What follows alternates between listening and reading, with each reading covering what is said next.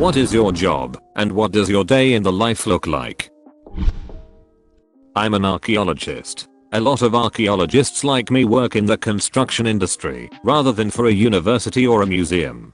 Basically, anytime someone wants to build something, the land has to get surveyed for anything that could be archaeologically significant. My company gets hired to survey the site. If we find stuff, we often get hired to dig it up. Most days are spent walking through woods and farmer fields. We check for evidence of sites, dig small test pits, and make lots of maps. Sometimes we find a cool site and get to spend a few weeks fully excavating it. I want this job. What education do I need for it? Literally sounds amazing. I'm actually studying for this at the University of Arkansas. Right now, you need an anthropology degree with a subset in archaeology. I believe you can go through a hands-on program as well, but I'm going the academic route. I service swimming pools in Florida. I do 20 a day, 100 a week. I balance chemicals and make these pools pretty for my homie owners. Even after 20 years at the same company, I still love my job. Not to be crude, just curious, don't you find your job repetitive? How do you still stay on the same job and love it? Sorry if I sound condescending, but I'm actually in awe. I'm afraid that I won't love my career in the long run someday. Few people can attain a job they love. Find a job you don't mind doing. I'm an armed security guard for a nightclub. I get paid by shift, but if you do the math, I make about $35 an hour. I get to work at 9 PM and usually leave around 4 AM. I spend 92% of my nights checking IDs, playing on my phone, and searching people for weapons. 8% of my nights breaking up fights or arguments. But I spend 100% of my nights hoping I don't get jumped, hit with a glass bottle, or shot. Have you ever been jumped, hit with a glass bottle, or shot? He's still able to comment on Reddit, so I'm taking that as a good sign, lol. I work at Subway. I normally go in early as hell, so I have time to cry in the cooler for a minute. Former Subway worker. This is so accurate. Why the tears? Customers? Management? Processes? Not enough time.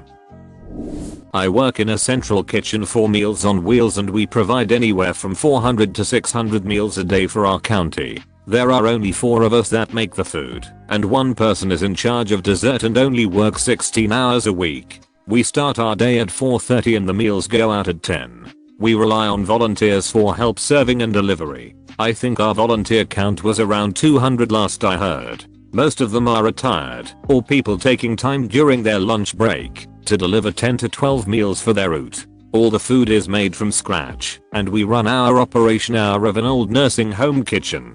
Our equipment is old and a little rundown, but we make it work. I drove a route once every month for 5 years. It's amazing how attached you get to your people. I had to stop when I made a job change, but still think of those lovely PPL often and truly admire what you are doing to make sure PPL who need it get food. School bus driver. 6 AM. Crawl my happy ass out of bed to be at work in 15 minutes. It'll still be dark out when I'm driving most of the route, and most of my coworkers will see me, so absolutely no effort goes into looking presentable besides putting clothes on. 6:15. Pre-trip the bus, making sure it isn't going to fall apart or catch on fire. Jenna. Occasionally tell the mechanics something's horribly wrong and have to run to go pre-trip another bus when I can't take mine. If that happens, it becomes blatantly obvious how much of driving a bus is muscle memory, as I struggle to do basic things like open the door and set the parking brake. 6:40. Drive around out in the country, playing tag with deer and other small animals, picking up the 4 or so kids that live out there before making my way back into town to pick up more people. Intersperse this with telling elementary school kids to stay TF in their seats. Around 7:30 or so I'll drop everyone off, post-trip my bus, and go home. 8 o'clock 11 AM. Mess around at home, not doing any of the productive things I should be doing. I occasionally use this time for a danger nap. That is, a nap I didn't intend to take with no safeguards in place to ensure I actually wake up at the time I'm supposed to. 11:15 to 1 PM. Me and another bus driver take the preschoolers to preschool. It's my job to get them on the bus and buckled in their seats. besides one or two of them screaming every now and then. This is the easiest part of my job, but because I'm only the aide and not the driver I get paid less, so it'd be real great if my driver finally quits, like he says he's been going to for all year. 1 o'clock to 2:30 PM, I get to clean some of the buses they use for activities and field trips. Since the whole coronavirus thing, these buses have basically sat unused, meaning I get free money to invest into $GME. 2:33:45, pre-trip the bus, go and pick up the elementary school students. Because of the way things have had to be rescheduled this year, we now have to sit in the high school parking lot with the elementary schoolers on the bus for about half an hour, and it's just as terrible as it sounds. 3:45. 4:50, take everybody home. My least behaved students are some of the last to get dropped off out in the country, of course. I'm pretty sure at this point my high schoolers and middle schoolers could start a satanic cult in the back of the bus and I wouldn't know or care because I'm too busy dealing with the elementary schoolers in the front of the bus. Get back to the lot, post-trip the bus again, plug the bus in, and go home. I really appreciate all that you do. Thank you. At least someone does. Social worker. I spend 75% of my day on the phone listening to really sad stories and do my best to find a solution or some assistance, then the other 25% documenting the crap out of everything like my life depends on it. Thank you for the work you do. Please make self-care a priority. A good social worker can move mountains, but not if they are burnt out. Again, thank you. We need folks like you. I appreciate that. I do my best in the self-care department at home. Workouts have definitely become a priority. I work in a group home for the developmentally disabled. My day can have several different ways it can go, but it's usually just hanging out in a nice house helping out some peeps who have trouble with everyday tasks. Some days I'm a nurse, others a personal chef, a handyman, chauffeur, you name it. Same, and I love it. I work 24-hour shifts which involve sleeping in the house. I usually get woken up at 5 AM by a guy singing Hallelujah at the top of his lungs. By 7 he's excitedly telling me that the sun is coming out, like it's the first time he's ever seen it. He's in his 70s. Someone might throw a mug at me, but every bit of challenging behavior is worth it for the times I make them smile or laugh, or push themselves to do something new. The downside is about half my day is taken up with paperwork or talking on the phone to various professionals trying to get them better support. Bless group home workers. I'm an SLP. I distribute and translate board games. It's about as exciting as you'd expect. Those of us in the hobby appreciate your work. Happy to be of service. Tips imaginary hat. I'm a night watchman at a museum. I patrol the galleries after hours, and in my downtime I'm free to do as I like. A great position as I like to bring work in to do, and my days are free. I can watch TV, I can work on my own art practice. The rare bad day is dealing with monitoring system failure or a facility issue, busted vac or blown pipes. It's a very chill job with a lot of agency, so long as you don't violate the high level of trust and don't mind the hours. How many times a week do the exhibits come to life? Every day after sunset and before sunrise. I'm an undertaker, and depending on the day, I bring deceased into my care from hospital mortuaries, or sometimes during the day I will get called out to a private address or care home / hospice. Majority of most days I will be out on funerals, driving the hearse / limousine, and bearing the coffin into the crematorium, or lowering into a grave. I will prepare and dress the deceased ready for funerals and viewings. I will also line and fit coffins and engrave nameplates among general cleaning of the funeral home and vehicles. It can be pretty full on physically as well as emotionally, but I really appreciate my job and the comfort I can help bring to some families. I always imagine this as one of the toughest jobs around. Thank you for what you do. Thank you, I appreciate that. It can definitely open your eyes to your own mortality, but also makes me appreciate life and loved ones a lot more. I'm unemployed. I was a 911 dispatcher who just couldn't do it any longer. Now my day is sitting in a parking lot hoping to get an Uber Eats delivery order so I can make a little bit of cash for bills. I have no clue what to do anymore. My wife is a dispatcher, 100% no judgment on not being able to do it any longer. That is a job that is not for everyone, and for various reasons. Be it the clientele, the hours, the non-existent holidays, the general attitude towards law enforcement, or the fact that it's mentally and physically exhausting. I certainly couldn't do it. I wish you luck in finding something that is right for you. I'm a Navy mechanic. I show up and fix whatever the sailors managed to break. We broke the ship. I got you, fam. It's often I got you followed by how could they possibly have done that.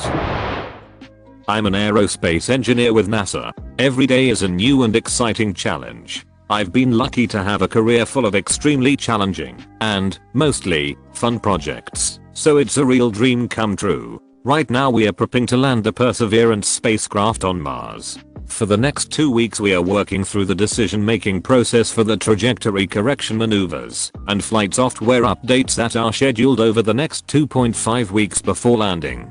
Tune in on February 18th to watch the action. I'm a high schooler looking to be an aerospace engineer at NASA or SpaceX. What do you recommend to increase my chances of getting in? Is this a realistic goal? Hello. That is absolutely achievable. I'm a civil servant for NASA and my boyfriend works for SpaceX, so I know a bit about both worlds, and I can tell you the #1 quality we look for in our fellow engineers is a strong work ethic.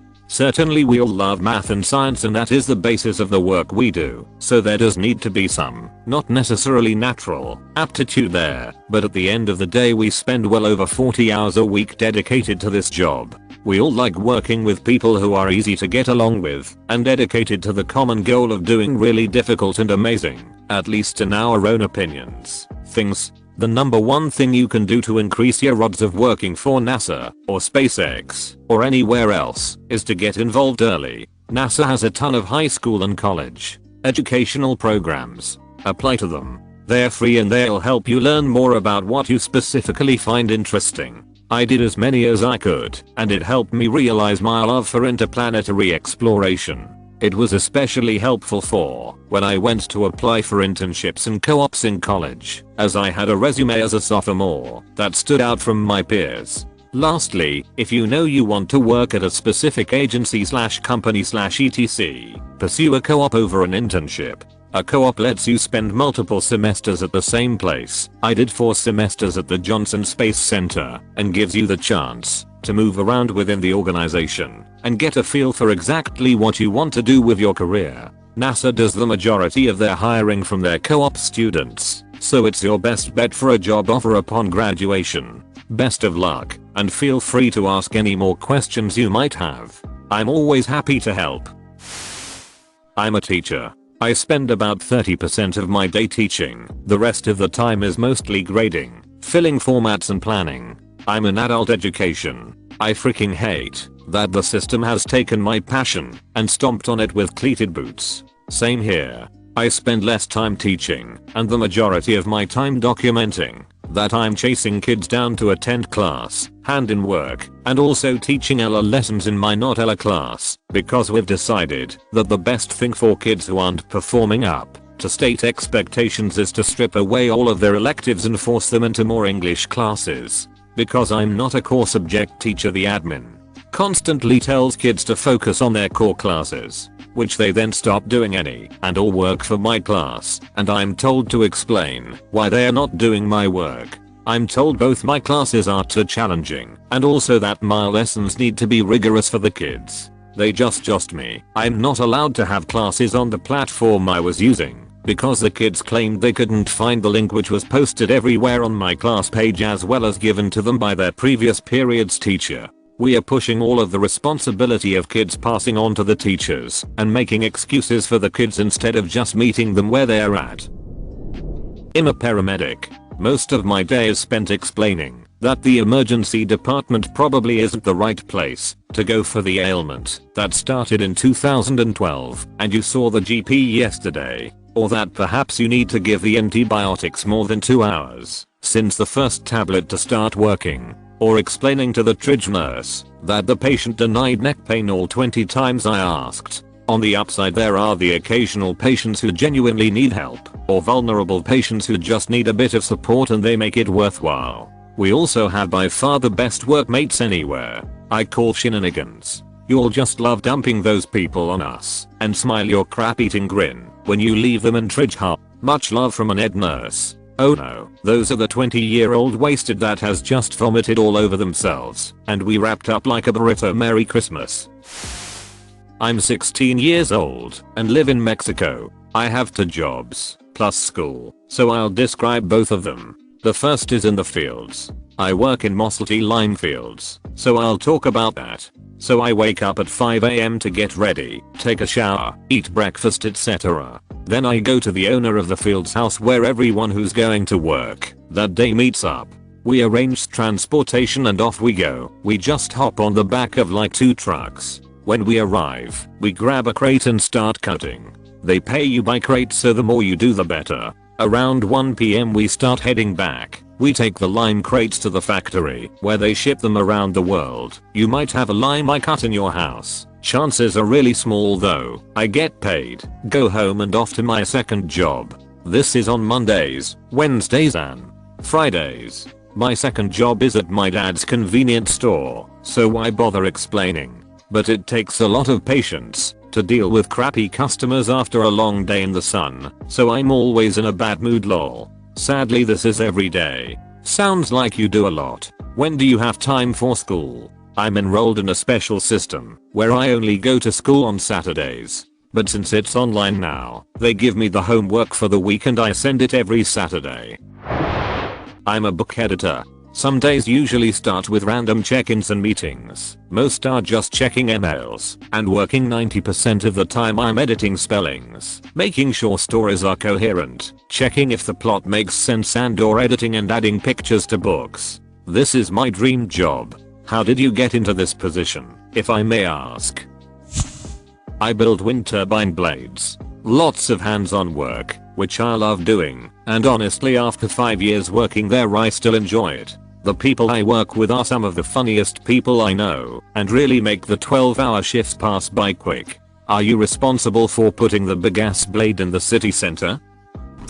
I own a hot food van. I get up about 6, shower and get dressed, have breakfast, drive to my spot for 7. Once I'm all set up and ready to open it's about 8. Sell breakfast butties, burgers and hot dogs till about 13:30. Clean down, pack up and drive home, refill fresh water and generator, restock van. Done by about 14:30. Rest of day is my own. Go to bed about 2300 hours. I love it. I don't have a boss and I spend my day chatting to truck/delivery drivers and factory workers. Only downside is you have to watch your bacon butty intake. Far too easy to get fat in this line of work. What's a breakfast butty? It's a British breakfast item. Usually consists of a fairly large soft roll, buttered, hence the name, and filled with either bacon, sausage or fried egg, or a combination of the above. My most popular item is bacon and egg with HP sauce. I work on a ranch. This time of year my day consists of waking up around 5, heading out of the house around 6 to get some tractors started, and check in with my coworkers. About 630 we start heading out with feed. We feed approximately 1,800 head of cows and around 1,500 head of weaned calves. Usually finish feeding around noon, which is when I get to start working on whatever froze, broke or otherwise messed up overnight. Not a lot of fun stuff happening this time of year, and luckily we don't start carving until May. What does carving entail? Well, we carve on grass in the late spring/early summer. So for us, we mainly are out there every day just to keep an eye on things. With almost 2,000 head of cows to carve out, there's bound to be some problems. These can range anywhere from a malpresentation that we need to assist with to a silly old heifer forgetting which baby is hers. It's a lot of work and long hours, but there's not much that can compare to seeing a bunch of baby calves playing in the green grass in the springtime. Later on in the summer we will brand, vaccinate and maul the calves, and castrate the bulls. We mainly market our beef to the EU, so we have to follow some pretty strict pain management and antibiotic use protocols. Through all of this we are also constantly rotating pastures depending on grass levels, moisture and available water. Using some pretty good rangeland management we are able to usually stay out on grass until late November. Then we start weaning. That usually takes around a month, just because of our pen sizes and placement. Cows go out on swath grazing until about this time, and then we start feeding stored feed, silage, hay, that sort of thing.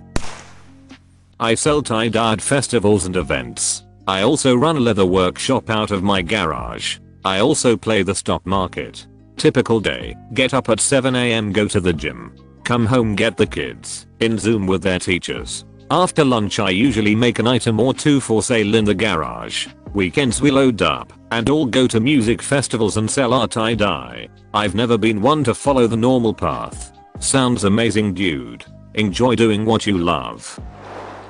I'm a homeowner's insurance claim adjuster. I handle mid to large size claims, usually fires, burst pipes, or similar, so most everyone I talk to is displaced from their home, is scared and confused about what's next, and has heard a million horror stories about how insurance companies just do all they can to screw you over. About 60% of my day is spent on the phone explaining the process and policy to people, answering whatever questions they have, answering them again when they forget or get confused, getting to know customers, because I'll be talking to them for the next 6-18 months, and doing my best to make them feel at ease, and getting them to trust that I have their best interests at heart. About 20% is coordinating various vendors, contractors, housing, etc. and about 20% is spent looking over photos, estimates, and reports. We also have to document everything we do and nearly every conversation, so there's a great deal of time dedicated to that.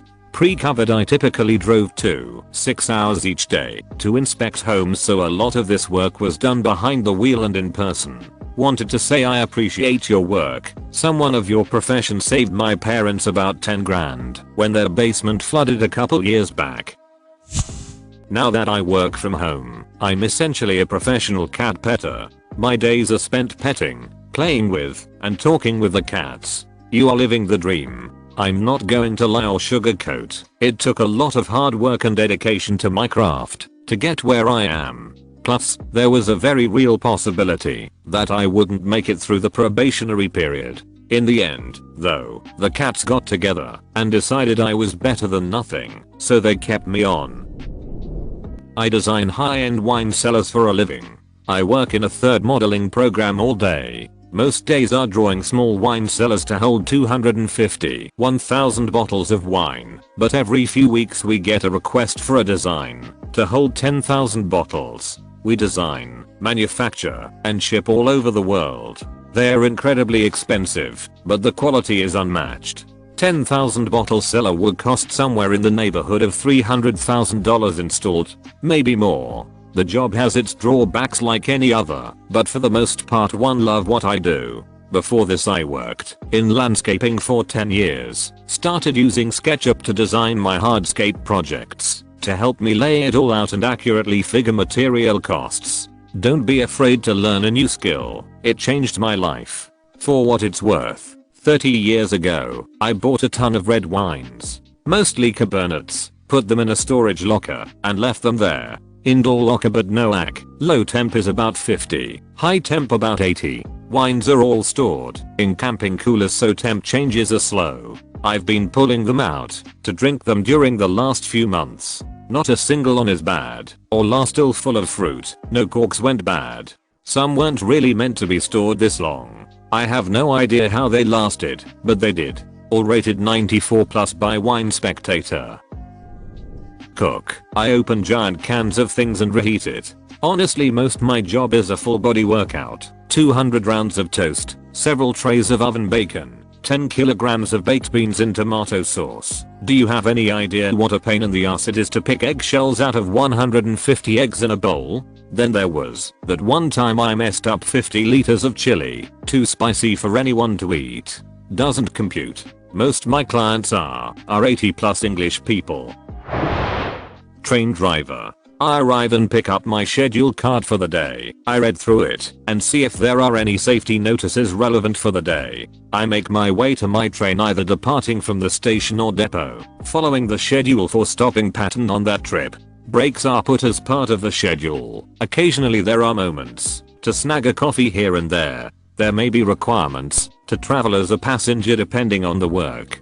finishing up maybe taking a train back to home station and stabling there / being relieved by a driver or shunting into the depot. Man, driving trains honestly sounds like it could be pretty cool / fun. It is for the most part. When there's disruption or out of course situations it can be a little more challenging. That and I work with a good group of people, so usually a lot of laughs with colleagues. Doctor. Spend 10% of the day getting a printer to work, 10% waiting for lab results, 10% waiting for a senior to review, 10% pointless paperwork / admin, 20% walking end to end of hospital, 40% actual doctoring. Straight to the point. I like it. I see percentages and I smile.